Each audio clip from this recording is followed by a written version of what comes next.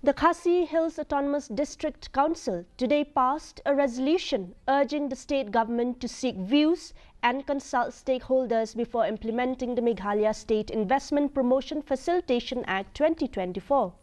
The act would allow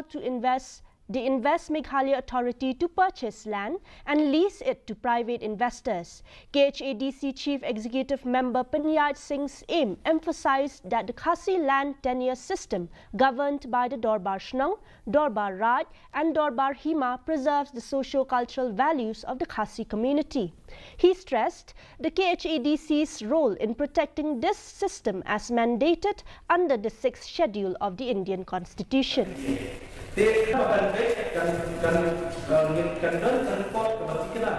Banyak kalian ini hak berkembang ide berkembang yang ke government, pemerintah yang state government, lewat yang central government tu dari tiba menwara anu project ini kan sudah bersiap kami melak pada pen hadap ke sini. Batnan ni semua tu jo kumbara aibo lima kasih kumbara aibo